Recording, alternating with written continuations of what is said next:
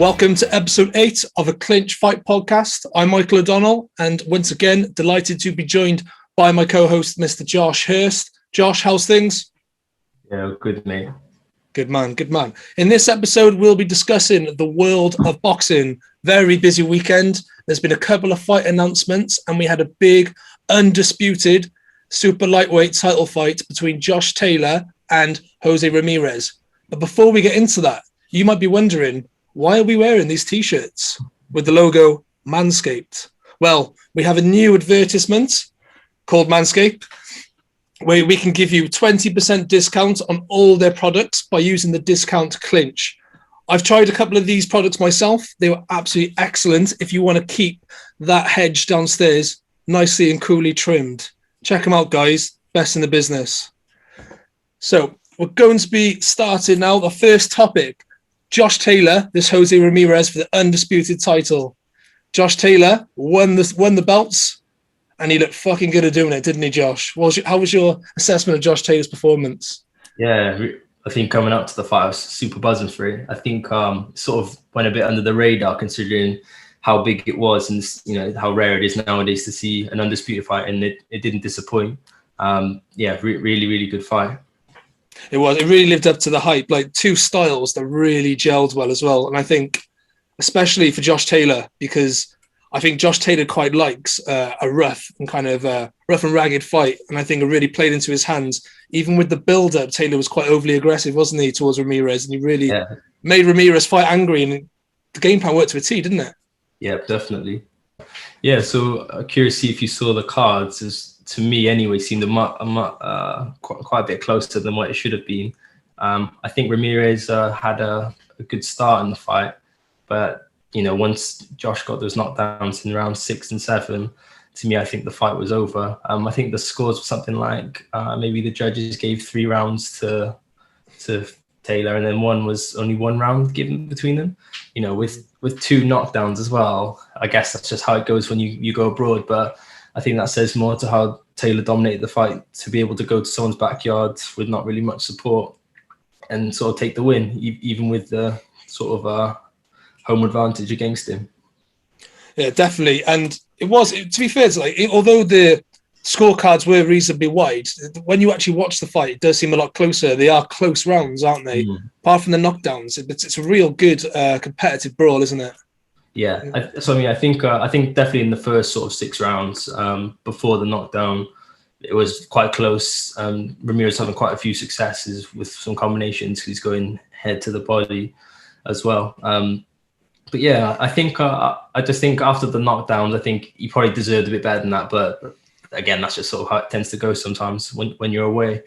I do think good performance generally from Taylor, but I can't help but feel that maybe the Prograis fight was probably more deserving of the undisputed fight. I don't know, I felt like that was more of a game fight. Not taking away from Ramirez, but I think Prograis beats him too. So maybe we've already seen sort of the best of the super lightweights go at it, but still a really good performance from Taylor.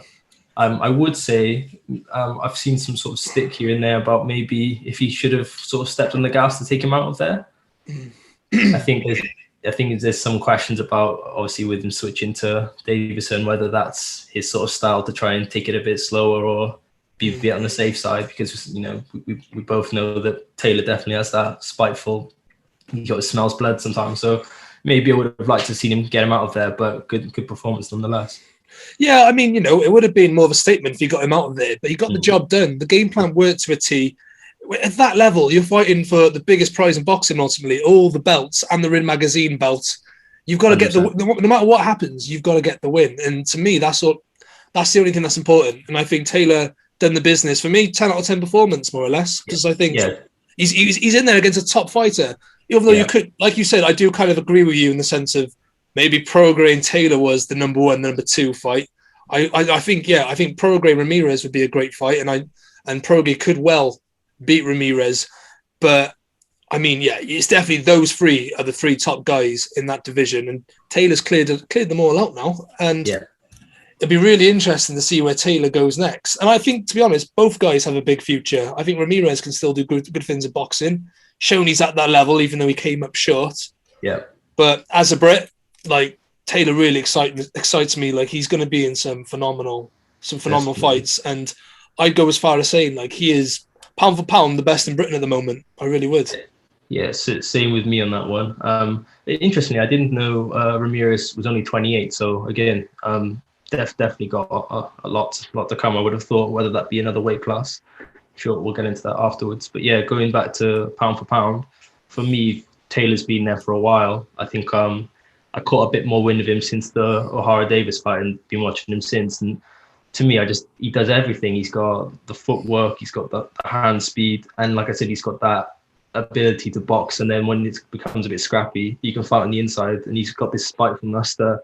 He looks like really nasty. You know, we saw that on the build up to the fight as well, just sort of how he can get. So to me, yeah, pound for pound, number one in Britain. But I think you've got to ask the question, you know, where is he in pound for pound in the world rankings as well? Because I'm pretty sure he might be top 10 in some of them, in some of the magazines doing it. But I would put him up there probably top 5 now, because I just feel like if he had a bigger profile, if he was American, you'd be hearing all sorts about him. So hopefully he gets the bigger fights to sort of prove that. But his CV is immaculate for how many fights he's had. So really big fan of Taylor, and be really interesting to see where he goes next.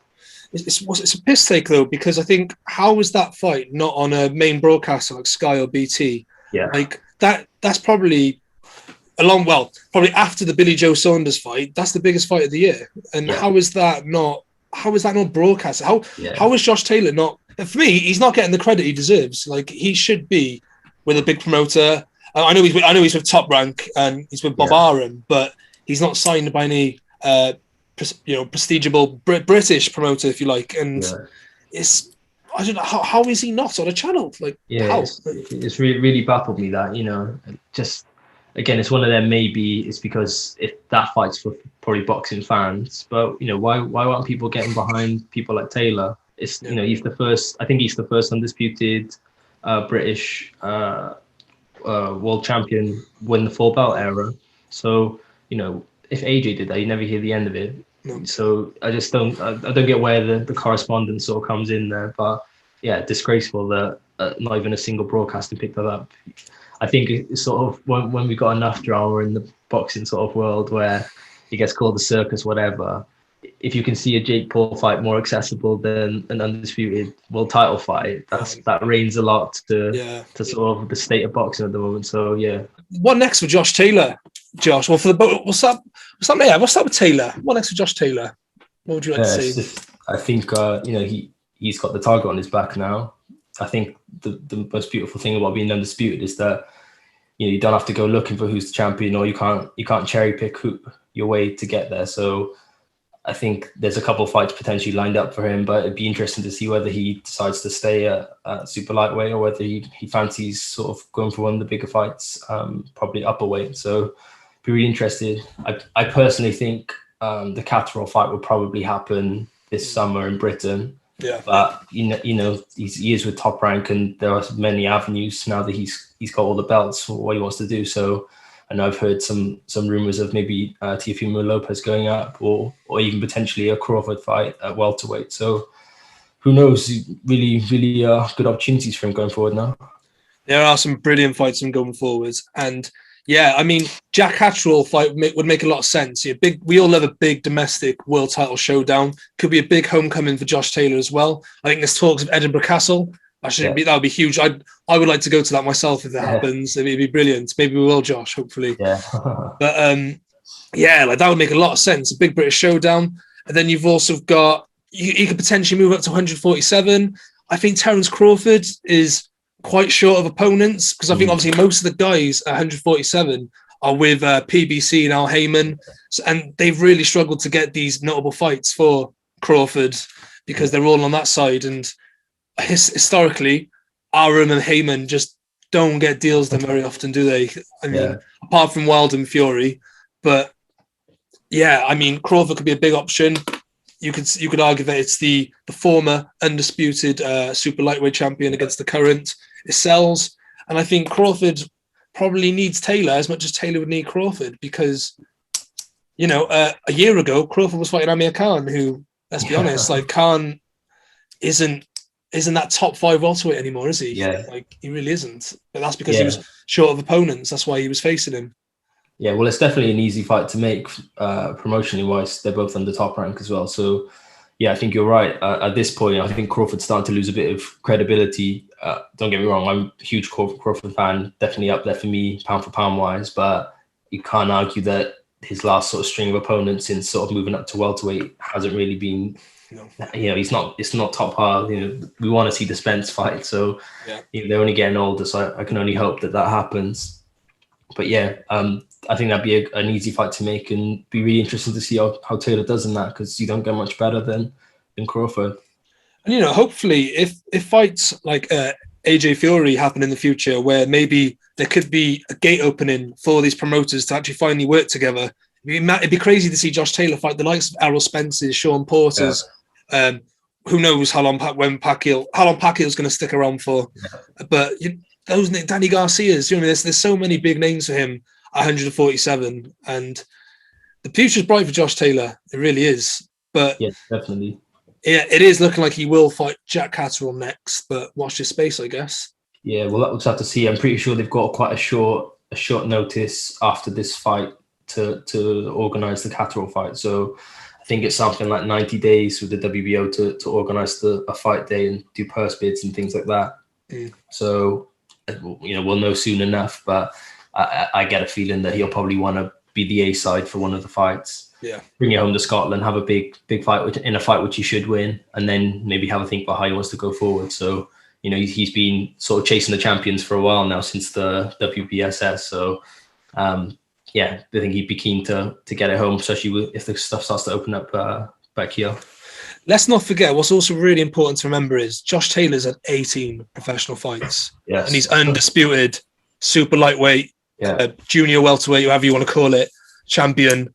Like, that is incredible, isn't it? 80, and the guys he's beaten, Prograis, Ramirez, Victor Postol, who was the Russian bloke he fought. He was decent when he won the IBF. Well. Yeah, he's completely cleaned out that division with 18 fights. And that's 13 KOs, and he probably could have knocked out Ramirez if he wanted to. So it's not even the case he's dancing through. He's steamrolling it. So he's very, very special. I just hope he gets some respect and a bit more profile. So the fans can get behind him, the more casual fans, because he's different levels to me. And it's been a long time since we've seen a Brit do as well as he's doing. So very good. I tell you what deserves a lot of credit for kind of exposing these superstars, these top fighters. The World Boxing Super Series, it shows the levels it took boxing. Like, we've had 2 champions who've came out of that and became undisputed, Usyk and Josh Taylor. Like, the World Super Series needs to continue, in my opinion. We need more fighters, and we need more tournaments like these with world champions entering them.